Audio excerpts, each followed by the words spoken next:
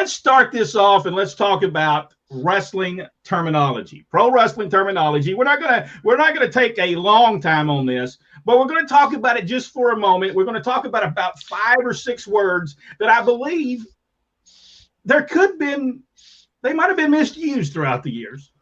And the first one I want to talk about is the word mark. Jack, do you think that word sometimes, and you've been around more of the wrestling today, do you think that word has been probably used wrong throughout the years? Completely wrong. It's a word I've always hated in the business, especially the way it's used. Very derogatory, but it's kind of taken on a life of its own over the years.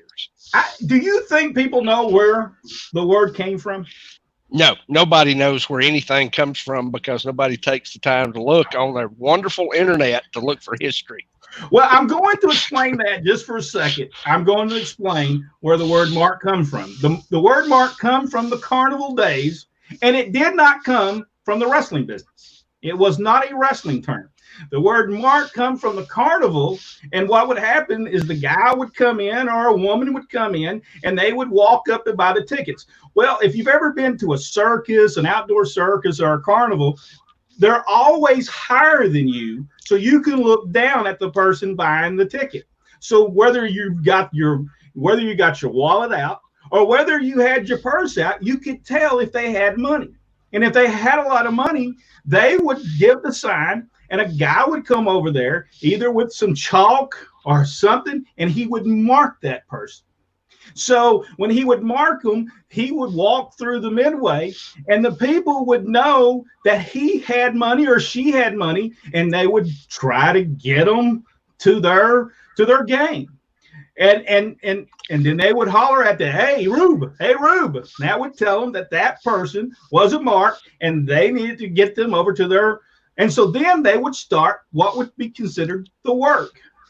That's where the wrestling business got the word for, because they would start working that person, and they, as they was working them, they wasn't going to make them lose, but they were going to work them enough to get money off of them and then give them the big payoff. And that's how they did it. They get $10 out of them or whatever they could get out of them, but they knew that was a mark. Well, now they'd walk on down the midway, and there would be the Holly Blue, and that would be where the wrestling company was, the wrestling promoter, and he would be bringing these people in. Well, that's where they got the word marks, because that was where the people were at to try to get them into the show, because they had to sell them to come into the show. So the wrestling promoters just picked up on the word mark, and they used it as their fans. But it wasn't a wrestling term. It was a carnival term. And they're the ones that came up with that word. And the wrestling promoters just picked up with it. And one of the people that did pick up it was Toots Mott. And we will talk about him. He was part of the Gold Dust Trio that also would give you the modern day wrestling that you're watching today. And there was 3 guys in that: Ed Strangler Lewis, Billy Sando, and Toots Mondu. They're the ones that really revolutionized. Now, he didn't do anything new, but what he did do, he took what they did in the carnival and made it bigger than. But that was the way mark was. And I don't know, but I hear this word, smart mark. This is a word. Does this exist, Rodney? No, no such thing. There's no way you can be a smart mark. No, there's no you're either smart or you're a mark, but you cannot be both. You can't be both. So how that ever come along? But you cannot be, because if you were smart, you wouldn't have been worked by the carnival people. You would have knew what was going on, and you would not have been marked. You would not have been a mark for them. Right. And so I think as the time went by, they just, and even the wrestlers and everybody used that word wrong. They didn't know where it came from. They didn't know why it was used. And the thing about it, Dad did know where it was used, because he was taught by some of the carnival people that was in the carnival as they were getting older in 1962, 1963, 64. He would ride down the roads with them, and they would explain to him what that was all about. But somewhere that got lost.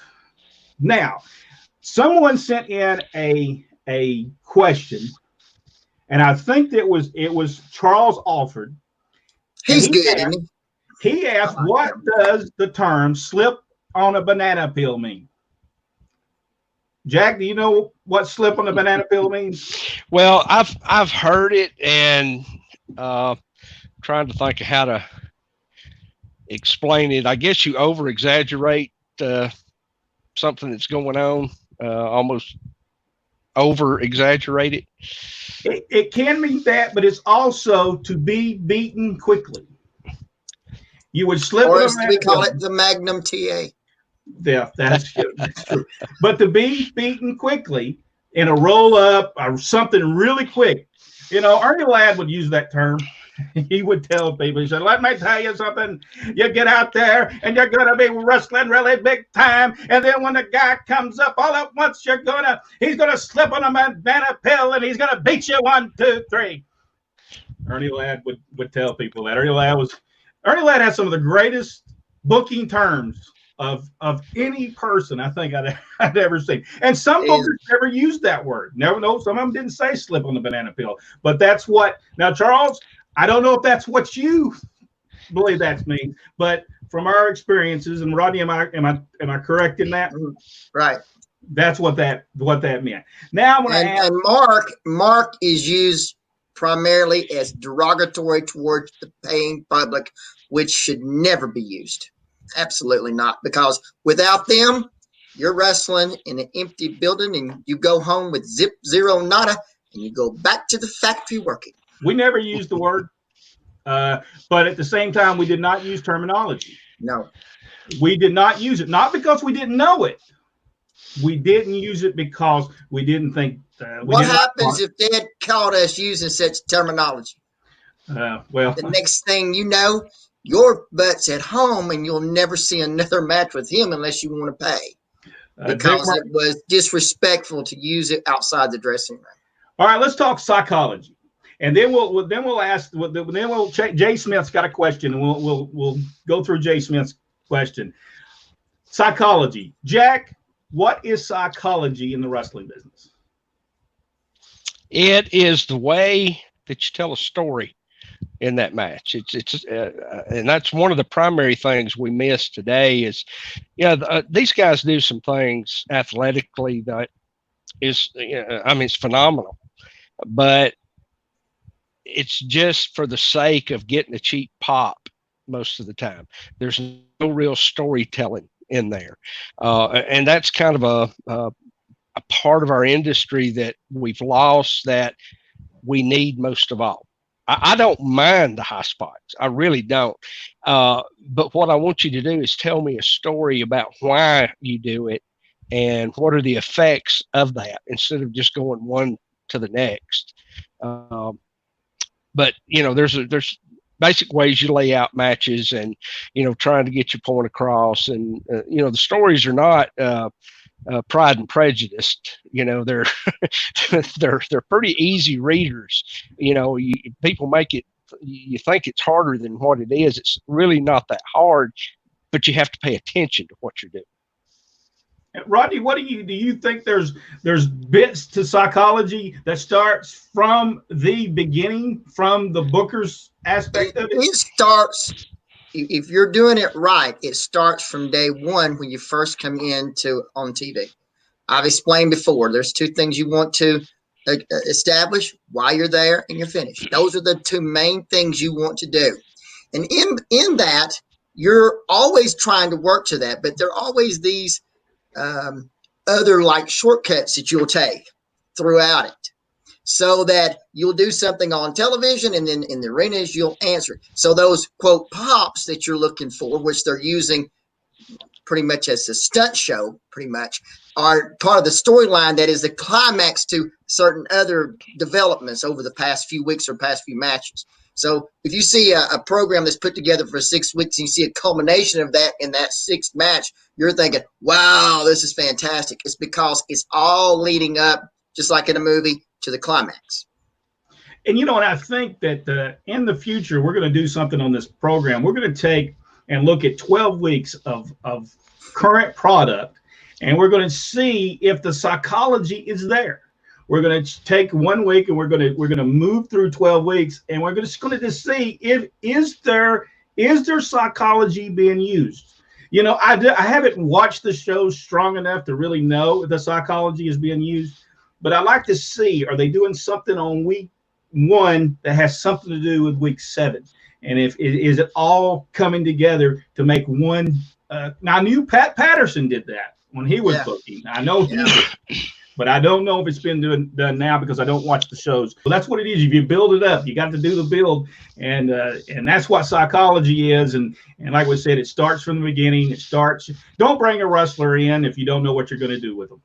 Yeah. Brett Armstrong was a key part of that in Mid-South Wrestling. They brought him in, and they really didn't know what they were going to do with him. And they just let them sit there, and they should have knew what they were going to do with them for at least 12 weeks. They should at least knew what they were going to do with them and how to build them and how to get them over. And so that's psychology.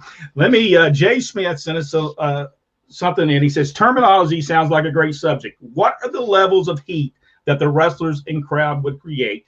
And who are some of the wrestlers you think could draw the best heat?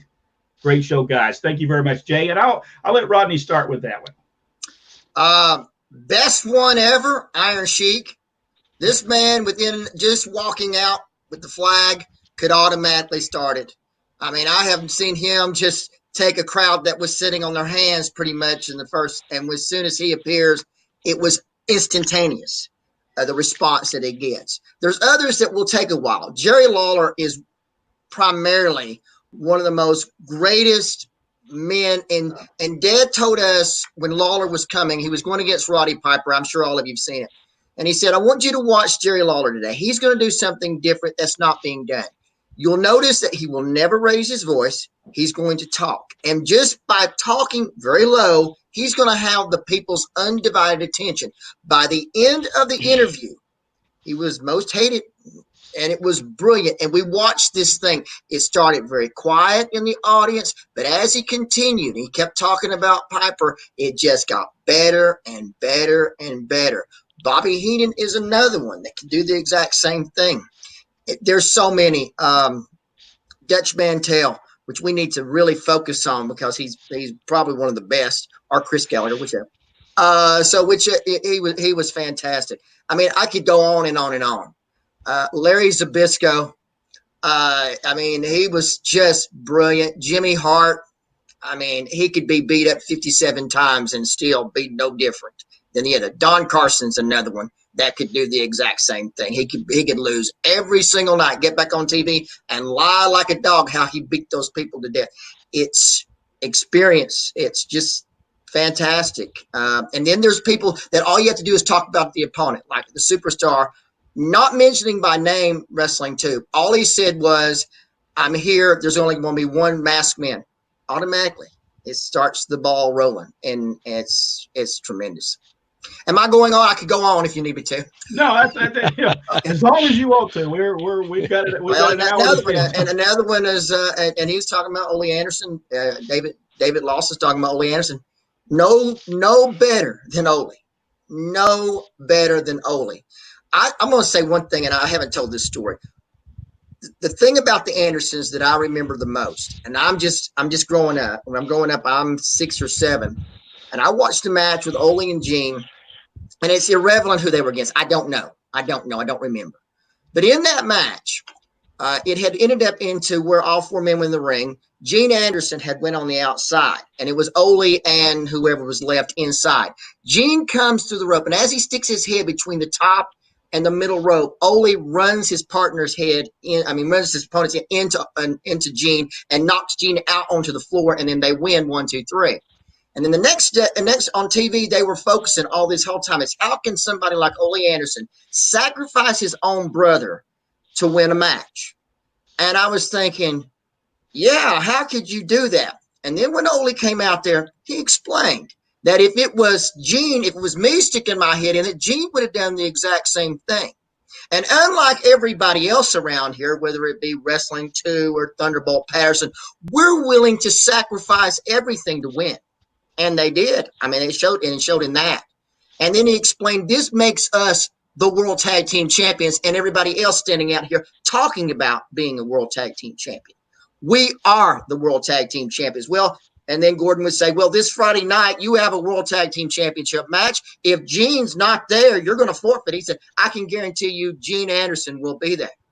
See, we're not like everybody else. We don't lay out. We don't lay out.